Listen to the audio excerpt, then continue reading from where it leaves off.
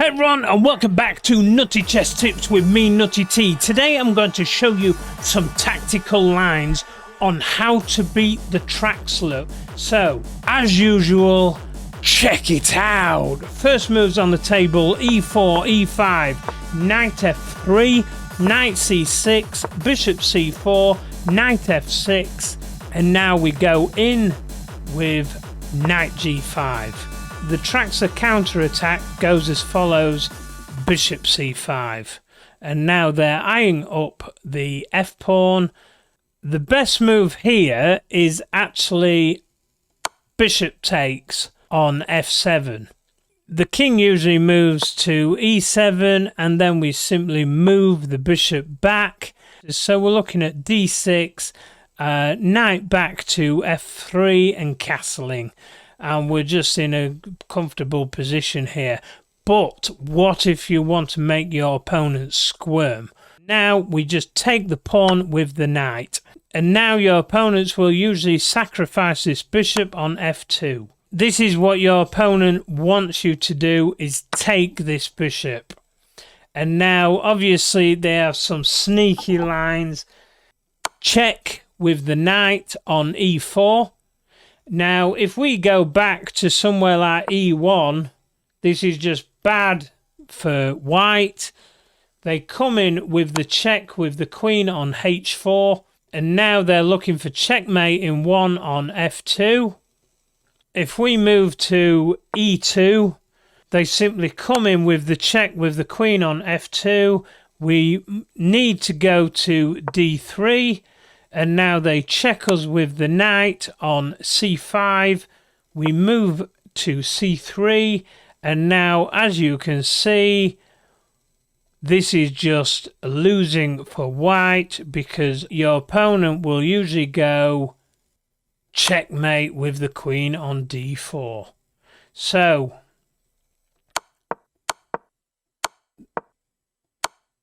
what if you go f1 in this situation? Well, again, they come down with the queen to h4, and again they're looking for this checkmate in 1. If you move d2 with the queen, they have this move, which is knight g3. And now obviously if we take, we're simply losing a rook. We have to move, and then they castle. And look at this, it's just losing for white. So let's go back. So obviously when they take, what I recommend here is king f1. Now obviously in this situation, we are still eyeing up this queen and this rook. They have to move the queen, and we simply take the rook. Now there's two common moves in this situation, and it is knight e4 and d5. Now first off, knight e4. If knight e4, I just recommend this move, queen h5 check. And just look at this position for white, it's beautiful. Now if they block with the pawn, we have this lovely move, which is a kamikaze, knight g6. When they take back, we simply take with check. If they go f8 with the king, then we go skadoosh, checkmate on g8 with the queen. So let's go back. The only safe square they have is king d8, and now we simply go d3. The most common moves I've encountered in this situation are bishop h4, knight d6, and queen f8. If bishop goes to h4, we simply whip off this knight. When they go d5, we simply go queen check on g8. And when they move the queen, we have this lovely move, which is bishop g5. They take, we take back, and when they move the queen to cover, we simply take the queen. When they take back, e takes d, and as you can see from this position, we're just dominating here.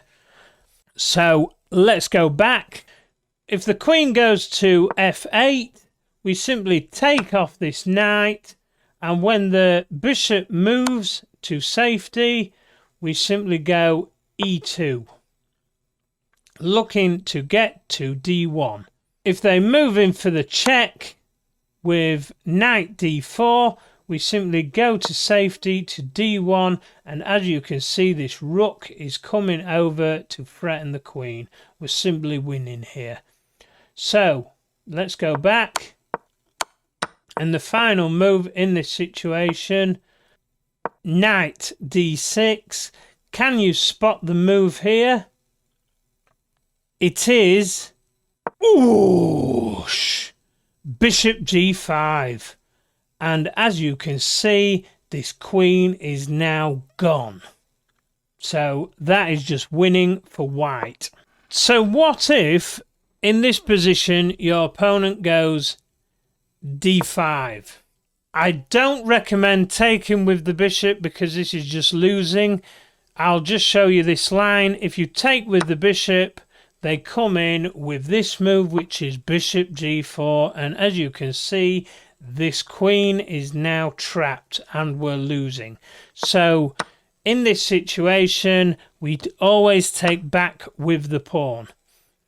Now this is the move that my friend said to me, James, this is just winning for black, and this is knight d4.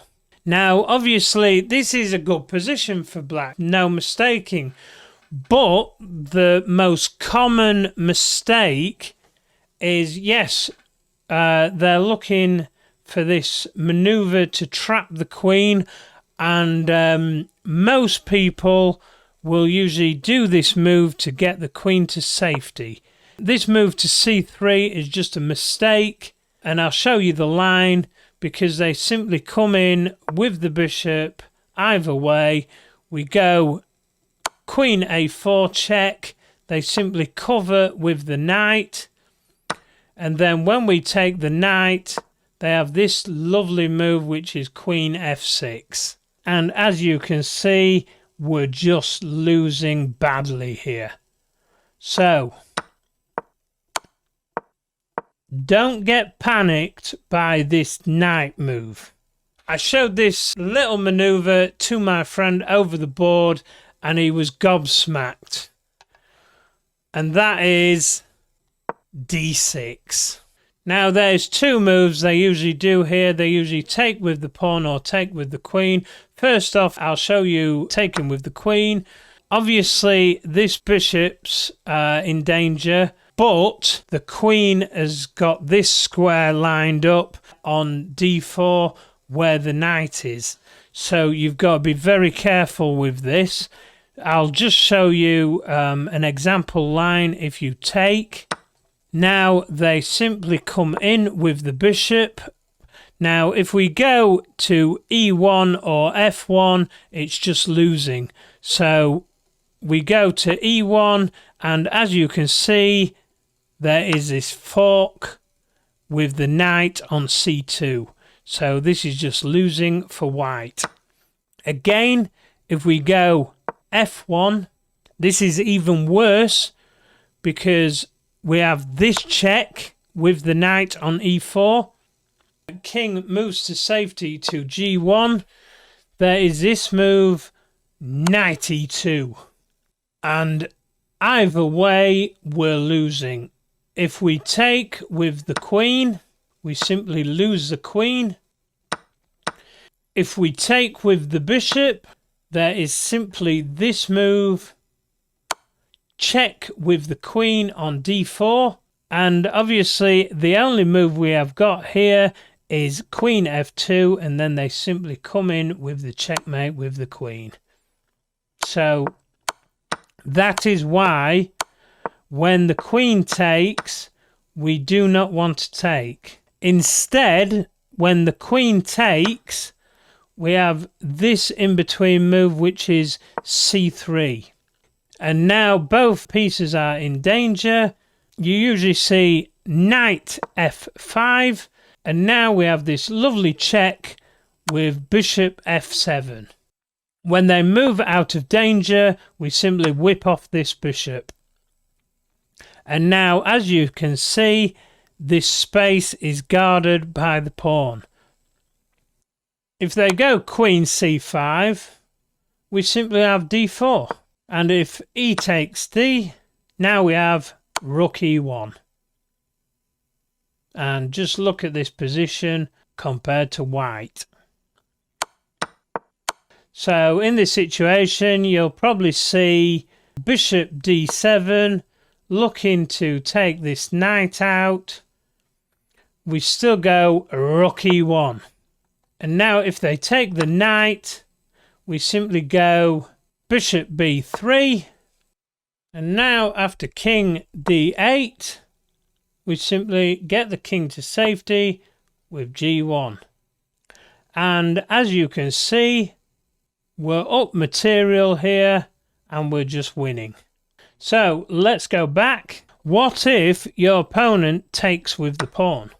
Well, in this situation, I just recommend king takes a bishop on f2, because now obviously queen isn't on the d6 square anymore and it can't come in with these dodgy checks. So now if your opponent comes in for the check with the knight, we simply move the king to g1, and if they try and do any of these maneuvers with the queen such as h4, we have this move which is queen f1. And as you can see, the f7 square is really weak now. Now, a common tactic here is knight takes on c2. And as you can see, yes, our rook is in danger. But we ignore this and we go knight a3. If they get greedy and they take the knight, we simply move in the knight to b5.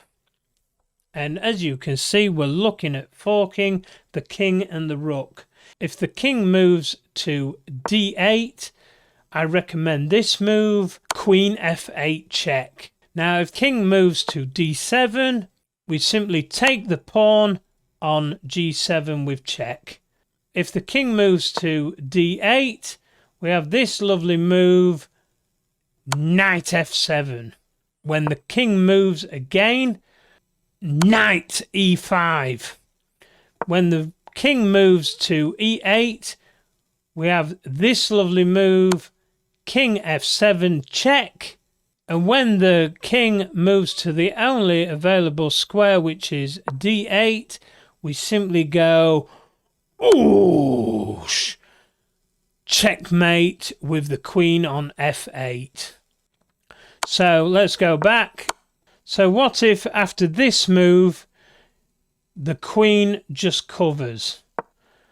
Well, in this situation, I'll just recommend this move, which is queen check on g4, and now we've got a fork and we're going to take the knight on the next move. So I hope you've enjoyed this video.